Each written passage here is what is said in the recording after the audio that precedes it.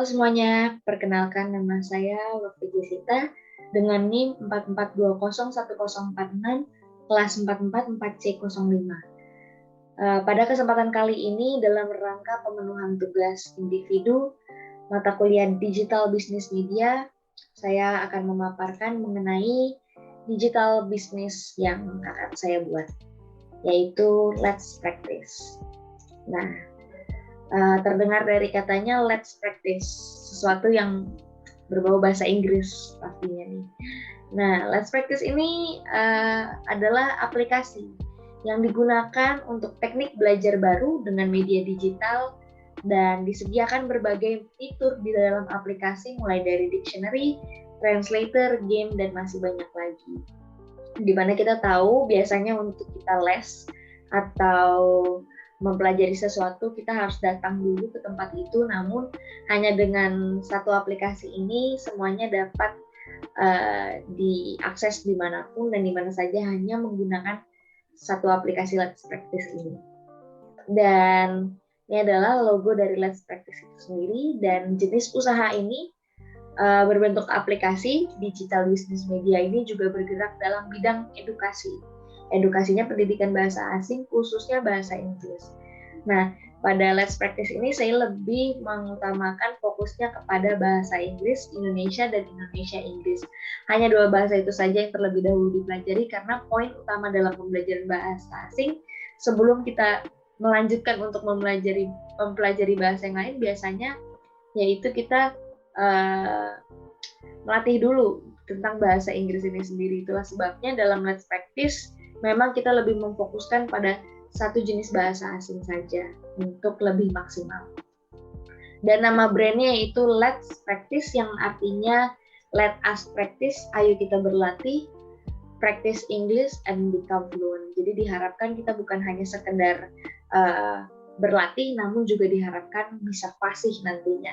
Di sini kita lambangnya seperti orang berbicara, karena diharapkan nantinya kita bukan hanya monoton sistem pembelajarannya seperti mungkin hanya writing, reading, listening, tapi kita juga dilatih untuk speaking, untuk berbicara, untuk terus berlatih nantinya seperti itu. Dan dalam Let's Practice juga menyediakan banyak fiturnya.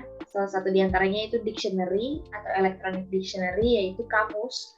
Nantinya kita dapat mencari tahu kosa-kosa kata yang kita masih belum ketahui.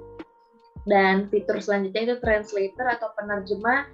Kita dapat menggunakannya untuk menerjemahkan kalimat yang masih kita belum ketahui. Dan fitur yang ketiga yaitu games. Mungkin terdengar sedikit aneh mengapa dalam aplikasi belajar terdapat games. Namun tenang saja, karena games ini juga bukan hanya sekedar games permainan yang biasa, namun ada hubungannya dengan sistem pembelajaran kita nantinya. Yaitu dapat saya jelaskan, games yang pertama nantinya yaitu berkenaan dengan penguasaan kosakata kita atau vocabulary atau vocab, di mana jenis game ini nantinya pembelajar diharapkan untuk merangkai kata-kata atau huruf-huruf yang hilang berdasarkan clue yang telah disediakan. Apakah itu merupakan noun atau kata benda, atau merupakan kata sifat atau kata kerja. Dan jadi nantinya diharapkan kita dapat menambah penguasaan dalam kosakata itu sendiri. Dan jenis game yang kedua itu berkaitan dengan reading skills kita, kemampuan membaca. Jadi nanti sistem akan menyediakan sekilas bacaan dan tersedia fitur voice note.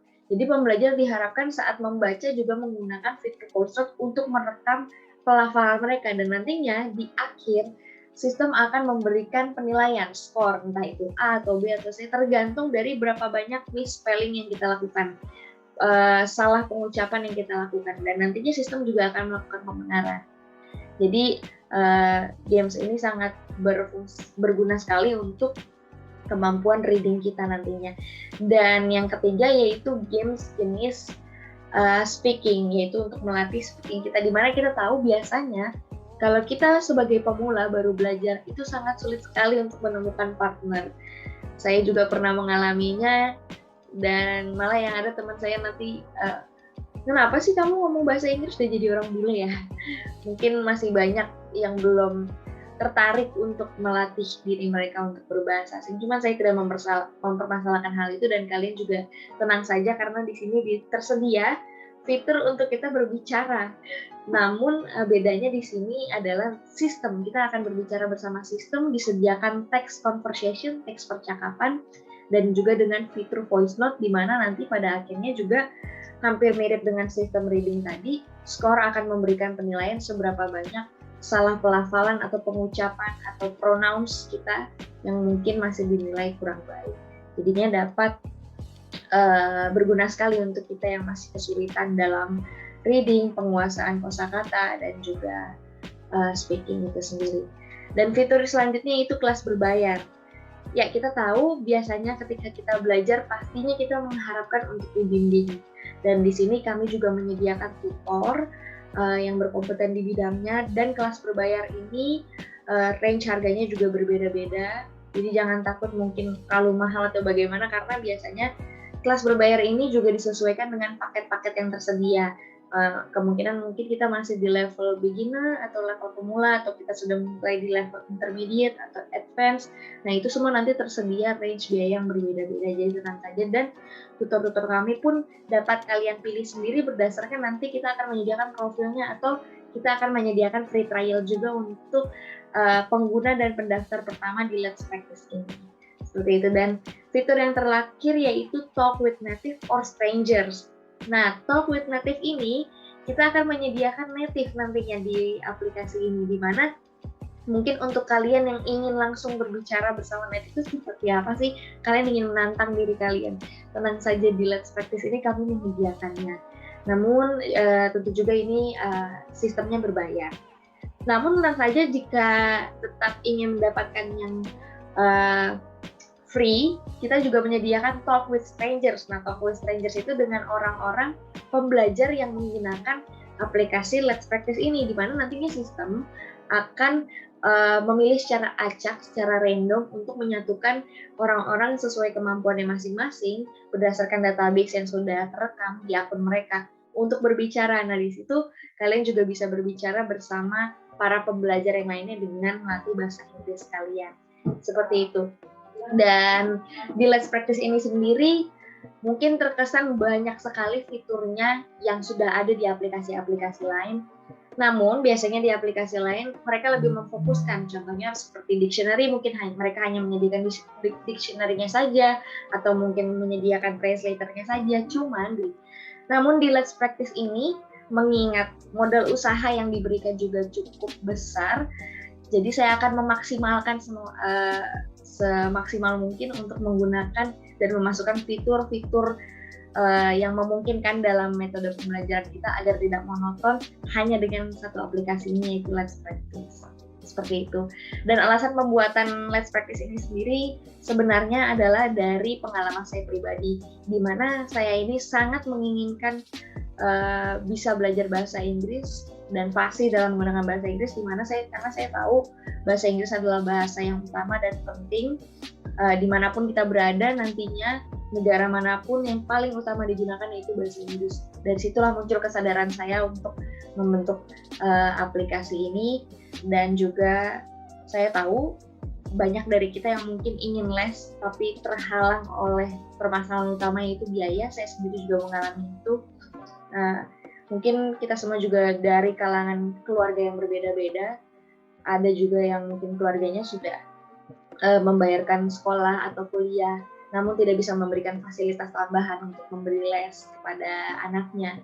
Nah, maka dari itulah saya membentuk Let's Practice ini, agar tujuannya semua pembelajar dapat merasakan seperti apa belajar bahasa Inggris. Maka dari itu, disediakan semua fitur-fitur tadi kecuali kelas berbayar dan Talk with Native, itu semuanya secara gratis. Dan nantinya mungkin setelah semakin lama kita belajar, semakin tertarik juga nantinya untuk mengikuti belajar bersama tutor kita itu tadi.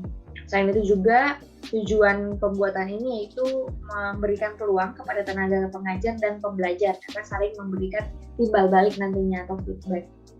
Dan pendekatan kompetitornya kami ingat masih ada pesaing aplikasi yang lainnya, maka dari itu kami menyediakan biaya yang lebih rendah, pengajar khusus, dan pastinya dapat diakses di mana saja.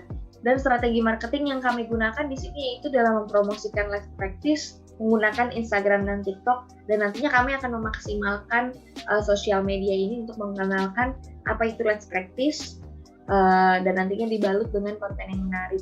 Dan diharapkannya juga dengan menggunakan strategi marketing di aplikasi ini terjangkau untuk berbagai kelompok usia dan wilayah manapun, karena tujuan kami itu di berbagai kalangan usia, karena belajar tidak pernah mengingat usia berapapun kita, bahkan sampai umur berapapun kita pasti tetap akan belajar. Maka dari itu target kami tidak mengenal kelompok usia, semuanya dapat belajar bahasa Inggris kapanpun dan dimanapun.